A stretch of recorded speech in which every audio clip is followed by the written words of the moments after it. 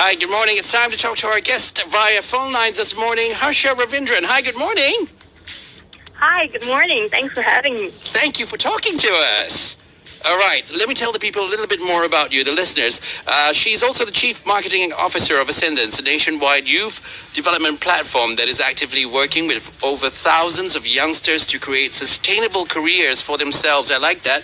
This social enterprise has already worked with over 13,000 students in 900 communities and 7 countries.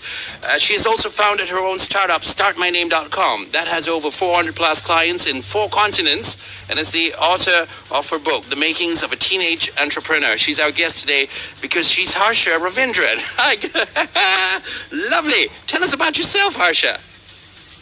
So, hi. Yes, I think your introduction is quite sufficient, but I'm actually just a regular 19-year-old. I'm a social entrepreneur. You are not a regular, all right? Let's get that right first.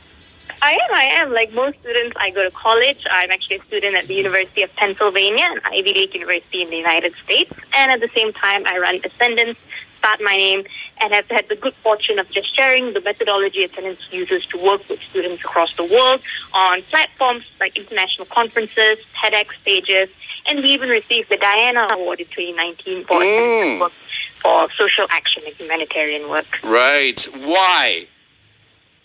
Why? Oh, like why the award or why we started? Like why did you do this, Harsha? Right. So I think we started Ascendance in a sense because we, the 4 founders, when we began, I was 13, the oldest was 19, and we were just really fortunate youngsters because all of us started as just kids who used to go for this talk show by ET Ideas, a Malaysian social business incubator, and we were able to weekly get inspired by some of these amazing entrepreneurs who were making some of them millions, some of them really successful, but all of them doing what they love and giving back to the community. And it was that environment that enabled us to start young and to start our own careers, set and achieve the goals that we were passionate about as kids. And we wanted to pay that forward. We realized that because of this environment, we were able to improve our grades, become straight A scorers, receive scholarships, start our careers. And that's why we started Ascendance, because we wanted other youngsters to have that same exposure, that same guidance that we had that enabled us to do this. Wow, very positive environment you must have had, and people motivating you, people behind you, perhaps family. Tell us about that. Is there family who motivates you to inspire others? Oh, yes, completely. I think my entire entrepreneurship journey began with my family, actually. So it was my mother. She's a single mother. When I was about 11, she stepped out of a corporate job and she wanted to be a social entrepreneur. So I didn't have any big dreams of doing anything. I was just 11. But she went from one event to another until finally she was the one who found that talk show that was held by ET Ideas. And she went there listening for herself to see how she could start her business. And she'd just bring me along because there was no one to babysit at home. And at every step of the way, when I was pursuing Ascendance, pursuing the things that I do today, she's been there to guide and support me. And she's really been the person who created an environment for me to really explore all of these things. And that's another thing that we do with Ascendance, which is work with parents, work with teachers, so that we continuously create safe spaces for kids to try new things, be different. Right, the makings of a teenage entrepreneur. And what's your journey been like? How did you start your journey? So my journey started as a kid in one of those talk shows. Again, I didn't have any big goals or anything, but it was very inspiring because they would speak a lot about a lot of topics such as how your subconscious mind works, how you could set and achieve the goals you want, manifest your reality. They even spoke about things like science, quantum physics to human biology and how that affects your ability to achieve goals. And I took all of that in a sense and set the most standard goal a kid would do, which is to improve my grades and get a scholarship to an international school. And to my surprise, by applying those things that I was learning, I actually managed to achieve that goal worth 150,000 ringgit for my entire secondary school education. And that made me wonder, in a sense, like, oh, how did I manage to, in essence, change my reality? And I saw that the other youngsters in the platform were doing the same. They were also applying the things that they were learning to set and achieve the goals that they wanted. But when we invited our friends to come for this platform, a lot of times they would say, oh, I've got homework, or it's too late on a school night. So we thought that if this was what was making us different, why not we bring it to them? So we formed Ascendance like that. That's how we began. We didn't really have any idea where to start. So in the beginning, it was a lot of cold calls to tuition centers, homeschool centers, telling them about the programs we had, going out there, speaking to students. In the first year alone, we spoke to 500 students, did workshops with them to understand what youngsters want, what would they do if they could pick what they wanted to learn, and really implement that through experiential learning, project-based learning.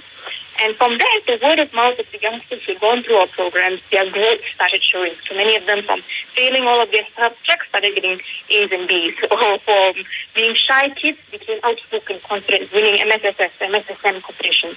And as that word of mouth grew, the next thing we knew, schools were inviting us to have programs there. We were even fortunate that some of our NGO partners connected us to the Ministry of Education.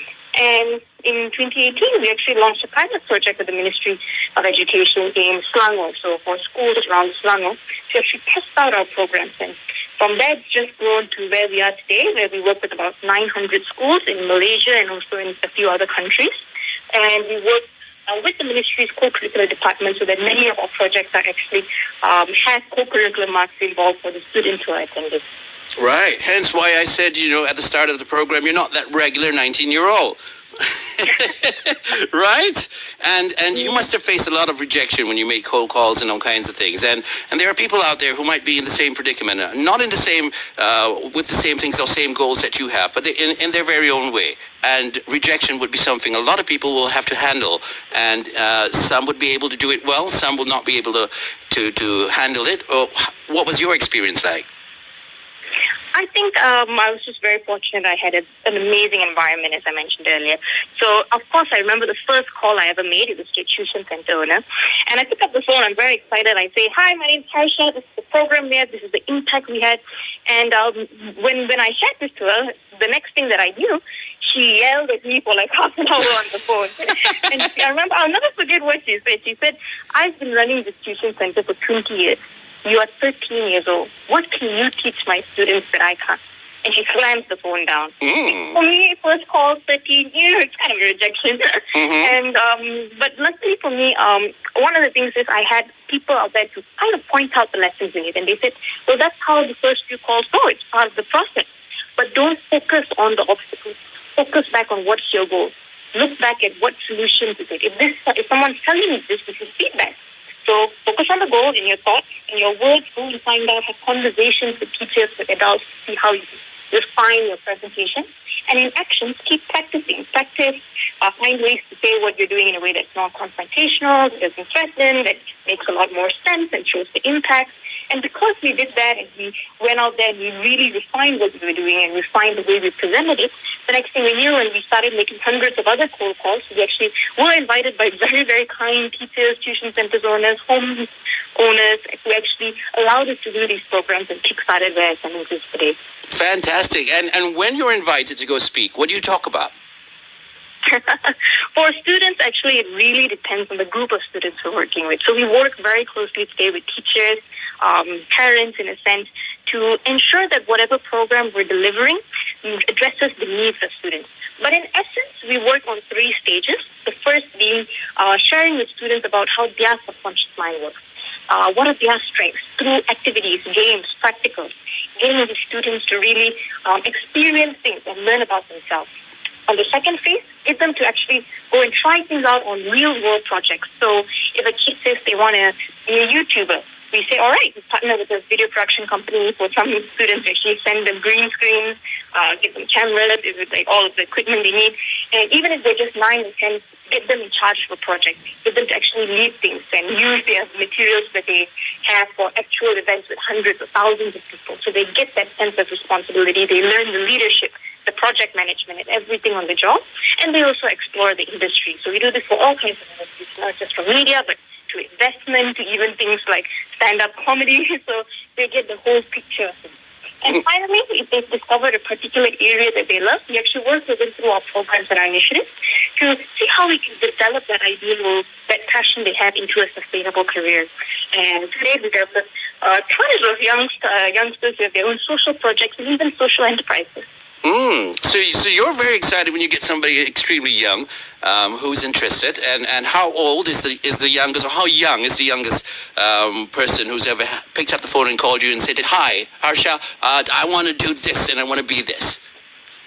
8 or 9, I'd say. Wow. So we've actually, I'm serious. There were 9-year-olds after some of our sessions. We're losing you. We're losing you, Harsha. Are you still there? If you're not back, I'm going to have to call you back in a bit from now. Harsha?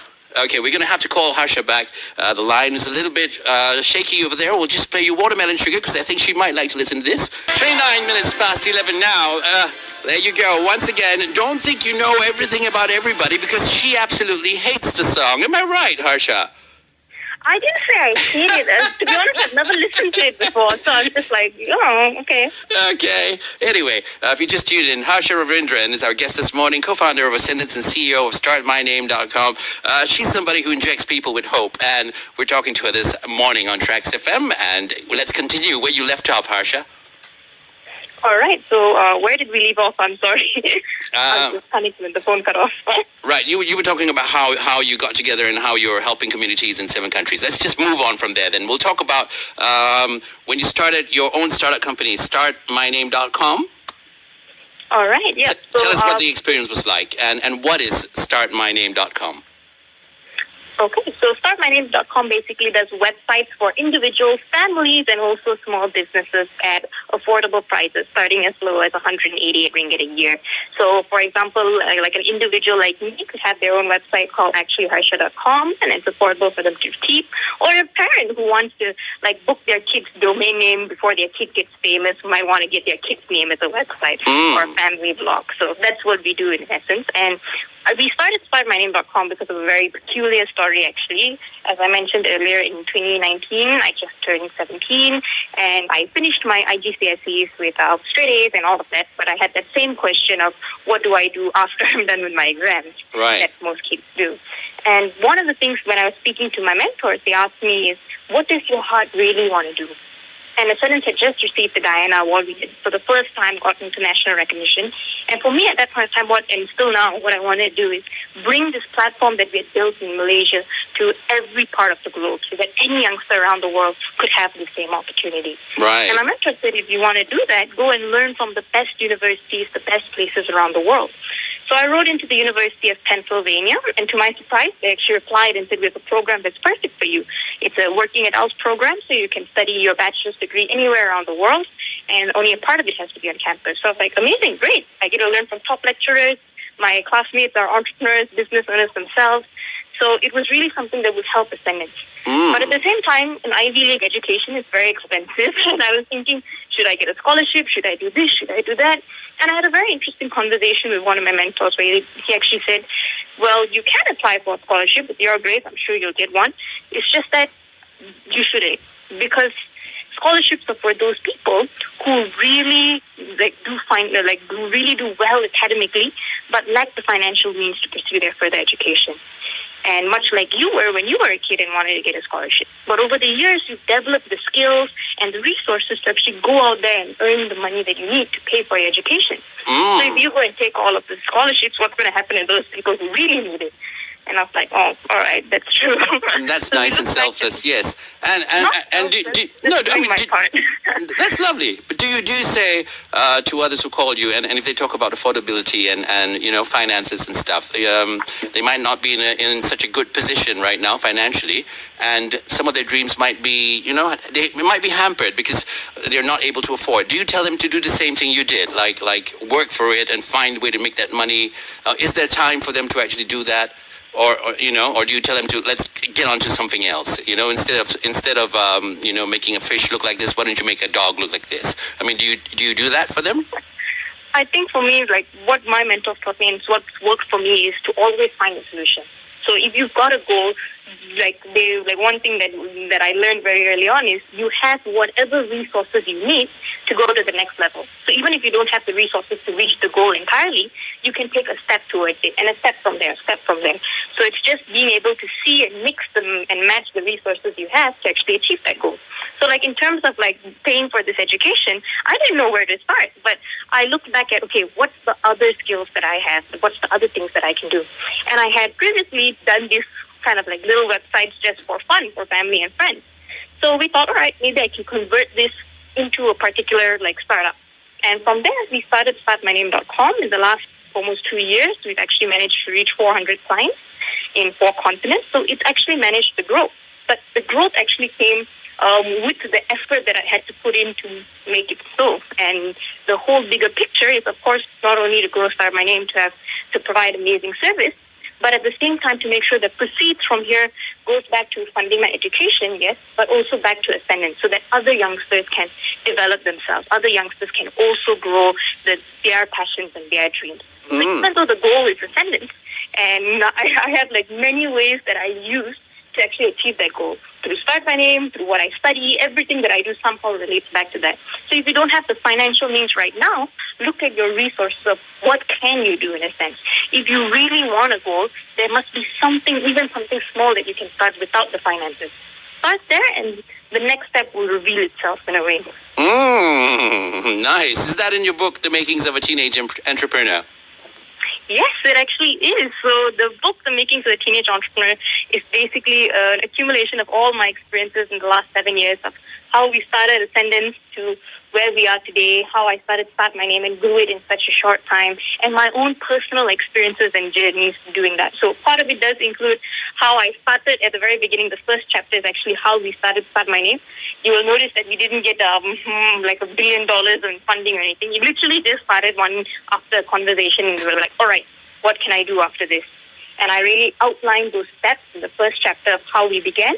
And in the second chapter, how many times it's not just about launching a startup, but actually putting in the grunt work.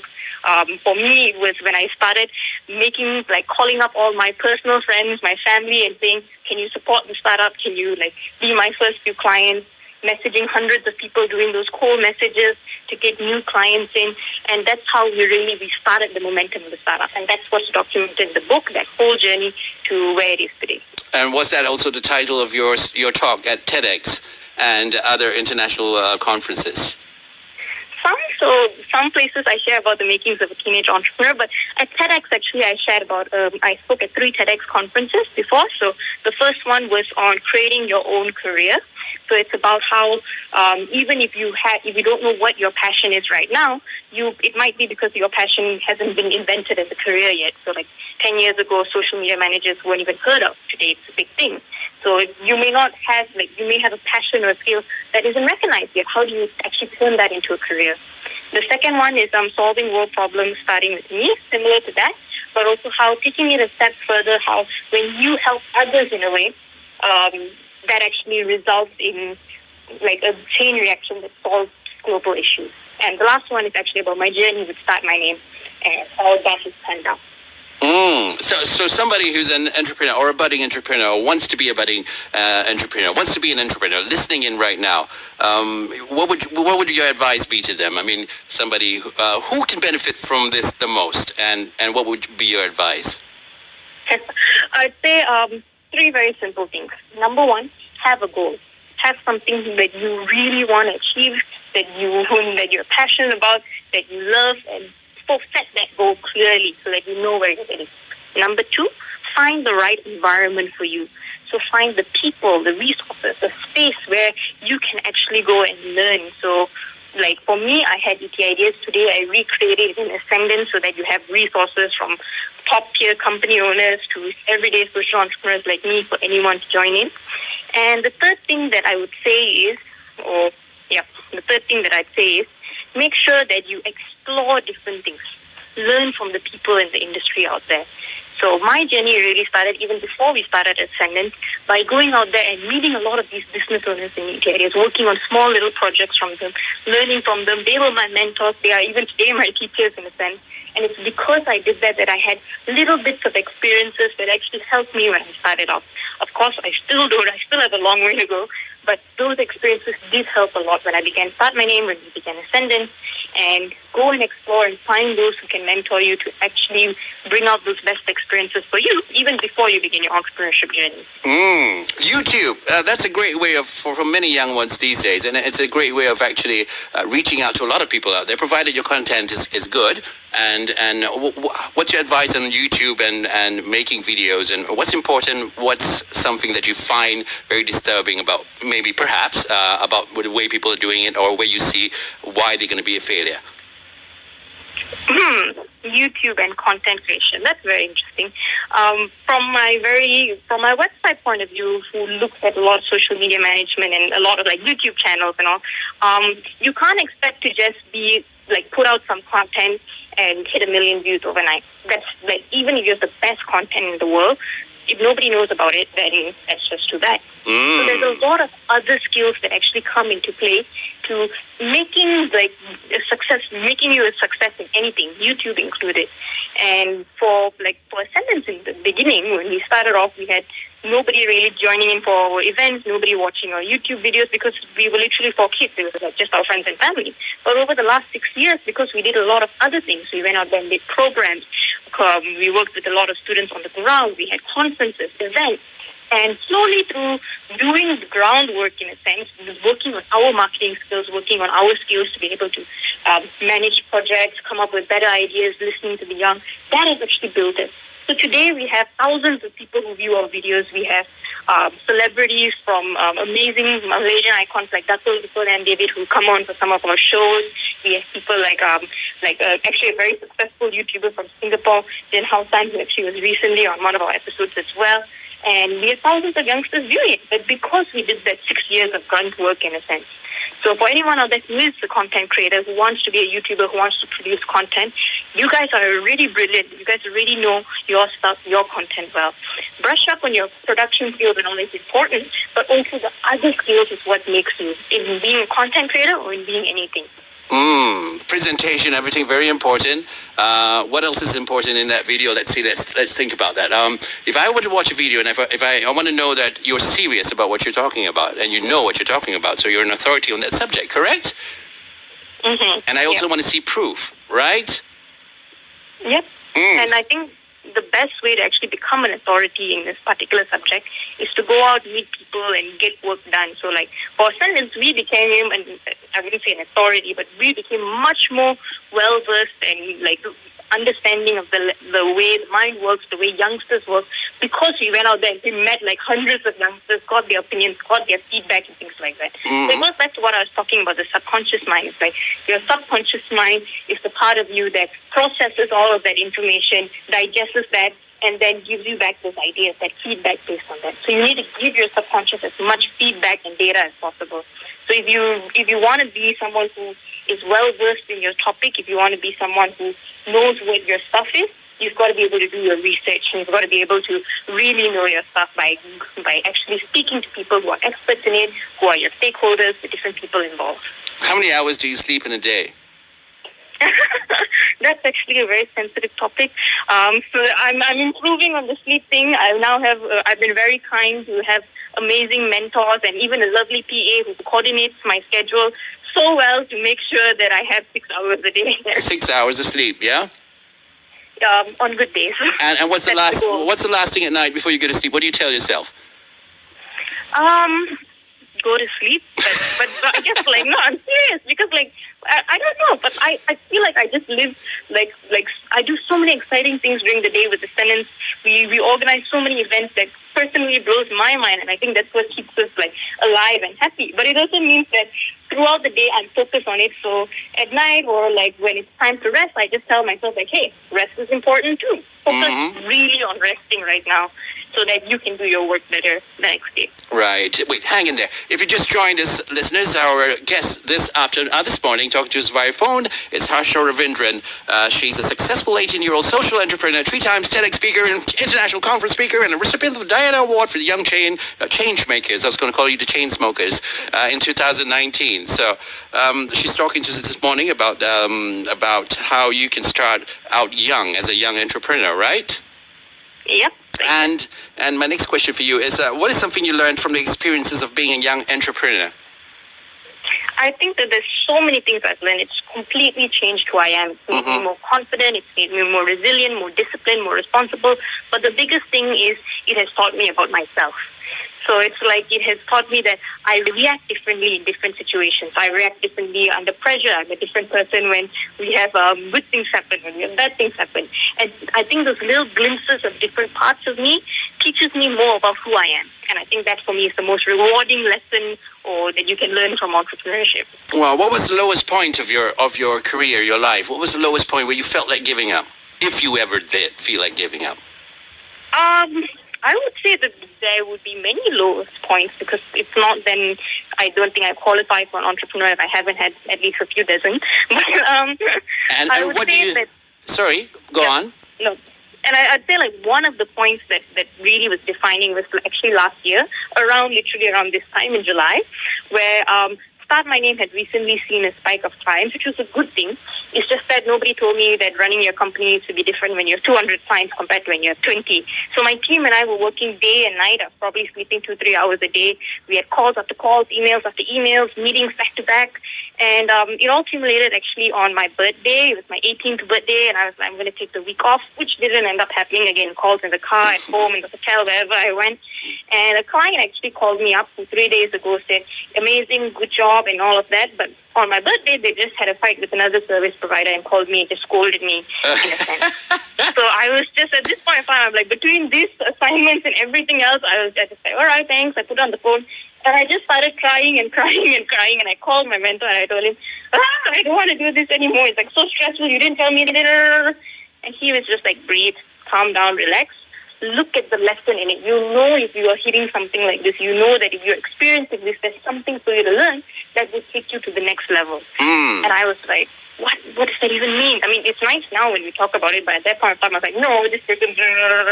But he was like, no, focus on the lesson. And when I actually started doing that, I said, okay, maybe I just breathe a little, maybe I write it down, maybe I write a blog about it. So I wrote about that experience. I saw the lesson in it. I started writing about other things that I was experiencing. And I wrote and wrote and wrote. And the next thing I knew, 1 week had passed. My birthday holiday was over. And I had written a book. And that's actually the story of how we actually came up with the makings of a teenage entrepreneur book. Interesting. From that lowest point. Yeah. Right. Lowest points are very important, right? They become important learning points. Mm-hmm. Right? And I'm so grateful that I had that learning point, because today we manage the business at a much different level in a much different way because of that experience. And it actually helped me become a better entrepreneur. COVID-19 is putting a lot of people in many low points. People are losing their jobs. Careers are destroyed. There are people who are having to stay at home, and that's changing, their normal behavior, their normal things that they do. It's getting very stressful. Mental health is being challenged. It's being, a lot of people are having a hard time. And to those who have lost their jobs and even hope for that matter, what do you say to them? I don't think I'm qualified to say something to everyone generally and things like that. But I can share maybe a little bit about what happened to me and Ascendance. There was a time in early last year where we were, in 2019, running programs for hundreds of students on the ground, very experiential, very physical. And then for a bleak moment, it was all of us at home during an MCO without any idea what's going to happen, whether we could continue, whether we'd lose all of our programs that were ongoing. And we really didn't know what to do. And we didn't know where the future was. We all had to really cut our expenses, cut the things that we were doing. And at that point of time, I think what kept us going was being with the right people. So even when everything was terrible, if we had just sat at home and listened to the news all day and listened to all of the negativity out there, I think we would still be sitting at home doing that, because there is a lot of negativity going on, a lot of madness, a lot of people losing their jobs. So what we were fortunate to have was actually an environment of people who was focused on solutions. So even for the times which we didn't feel good, we had those mentors from ET Ideas, the friends, the students in Ascendance, the friends who are entrepreneurs, who were like, okay, what can we do? How do we support each other? And because we all came together in a sense during the pandemic, we were able to start looking at solutions. And that's why many of the people that I think, like my mother works with, lost their jobs, because they were kind of like roped into this environment, they were able to look for solutions. What else can they do? Right. Some of the youngsters that we were working with who were going through really hard times in terms of mental health had a space which they could actually come in and share about these things, like find solutions. So everyone out there who's going through the same thing, find the right people and feed yourself with the media, with the information that actually will keep you positive, keep you going, because that information you feed yourself is what your subconscious is going to use to create the reality around you. Correct. A wise man once told me, get rid of your friends. That was my father. And, and yeah, it absolutely did work, because you want people who are positive around you, people who encourage you, who drive you, spur you on, not people who are there to tell you why you can't do it. Yep, and many people that I've heard always say that there's always going to be problems, whether you're successful or That's somebody, right. or even if you're nobody with nothing. That's right. It's the ability to look for solutions, and sometimes when things are bad, we just can't see it ourselves. So the right family, the right friends actually helps make that clearer and helps us at least have some hope, as we say. Correct. Harsha, the news is going to be on pretty soon, and I'm going to have to say goodbye to you right now. But, I want to say thank you so much to you for talking to us this morning. All right. Thank you for having me. It's been a pleasure. I wish you all the best. And how someone listening in right now wants to find out more, for anybody who wants to find out more, how do they do that? Besides going to your website, startmyname.com? Yep, startmyname.com for That's the all they website need? digital services. But if you want to know more about me, you can find me at Actually Harsha on any social media platform. Reach out if you want to collaborate for anything on Start My Name or Ascendance, or look for Ascendance Pro, ASCENDANCEPRO, AscendancePro.com, or on social media. We actually open up for anyone to be able to join Ascendance for as low as 100 ringgit a year. Or you can email us, text us for any ideas you've got to collaborate. We're looking forward to working with anyone, whether you're a youngster in school or a business owner who wants to get your company involved in building the future. We need all of you to come together to pull us out of this funk that COVID has put us in. Right. Absolutely lovely talking to you this morning. Thank you so much for the gift of your time. Thank you. And here now is a little lesson in music for you, Harsha. This is a little song I want to play for you. It's from a group called Greta Van Fleets. Since you didn't like Harry Styles and his strawberries, you might like this one over here. Have you heard of Led Zeppelin? I love Led Zeppelin, my most listened on Spotify. Oh, there you go. These guys are the new Led Zeppelin, so to speak. So let's listen to this one over here, and you have a fantastic day, and to your team and to your mom and everybody around you over there, thank you for being there for you, and for you, thank you for being there for us. All right. Bye, Harsha, from Anna Bye. and everybody here at Traxx FM.